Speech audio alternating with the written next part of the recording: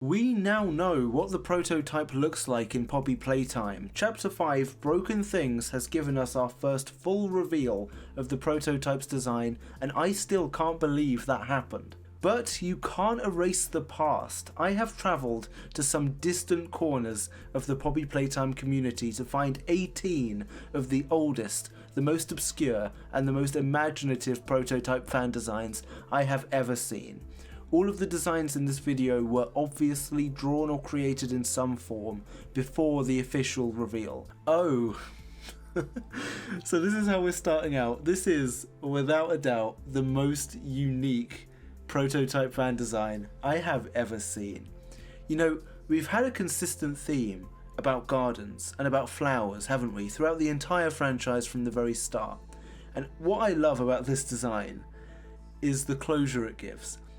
Because I'm just looking at that top arrow there, find the flower. That's the very first thing that we saw in Poppy Playtime.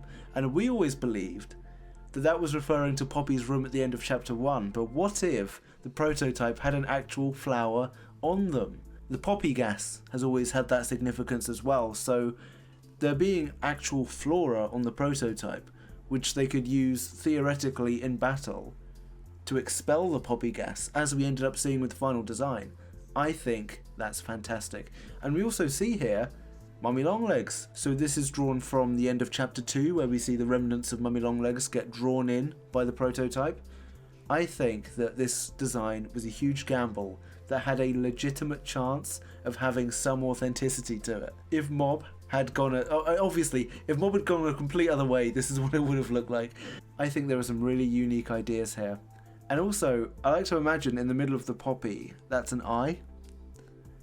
So if there's one thing that this got right, it's that the prototype would have one eye, at the very least. And they still found a way to integrate the prototype arm that we knew to be confirmed.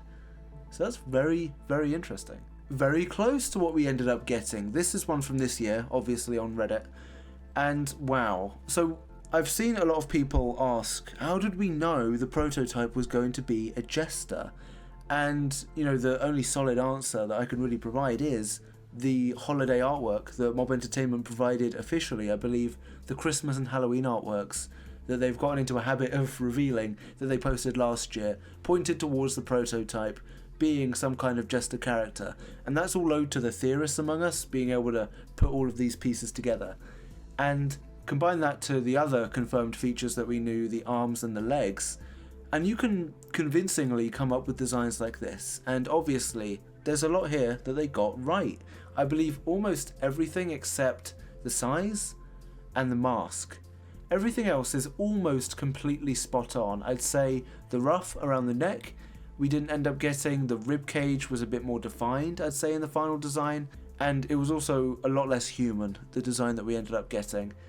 I don't know if I actually prefer this one or not. I believe for the majority of people, if you asked them, what do you think the prototype looks like? It would be something like this, you know? I actually think I have another picture of this one. Yeah, here it is. So if that's the size of Poppy, then this fan design is quite a lot smaller than the official prototype design that we ended up getting. And that's fine. You know, I mean, I respect it, you know? Like, prototype with mask and without mask. See, that's one thing that some people wanted, was for the mask to like melt or burn away at the end of chapter 5. And this person has prepared for that. They were also correct about there only being one eye. However, the mask with Catnap's gas spitter in it was not correct.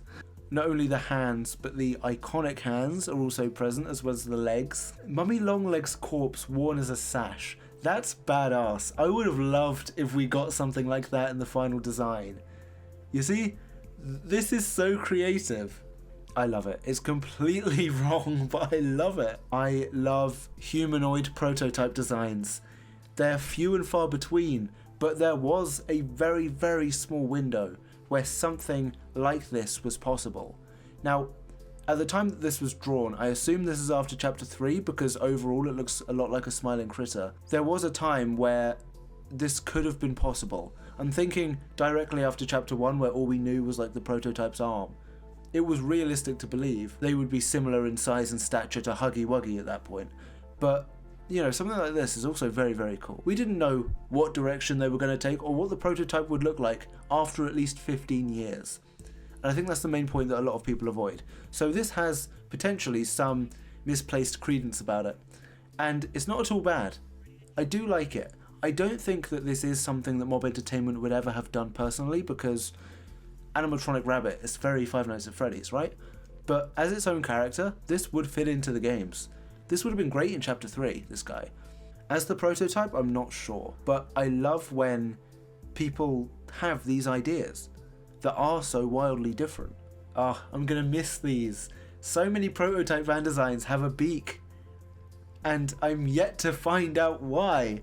The 12th of February 2026, this means that this is the first ever fan design I've seen that's dated. See, even for something so close to the release of Chapter 5 confirmed, it's so wildly different. That imagination was always there.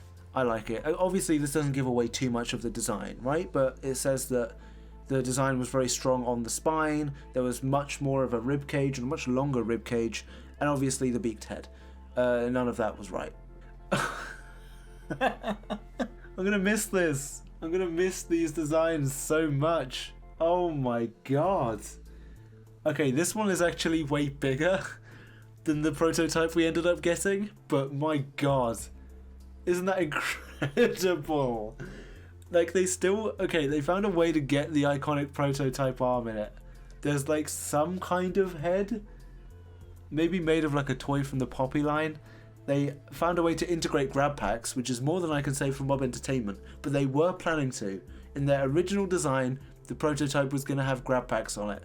So this is one thing that the fan design has potentially up on the official Mob Entertainment design. There's representation here from, I can just saying anything, Doughy, Huggy, Mummy Longlegs, Catnap, even boxy representation, thank god. There's Bunzo, I'm looking around for Pugapilla, they're also there. Daddy Longlegs as well, and the legs, I love the way the prototype's android legs look in this. Toy Crusher thing, that messes with the scale in my mind, I'm not too sure about that. They even found a way to get Doughy's hat involved and Pianosaurus there as well. Almost like the first thing that you're drawn to at eye level is Huggy's head.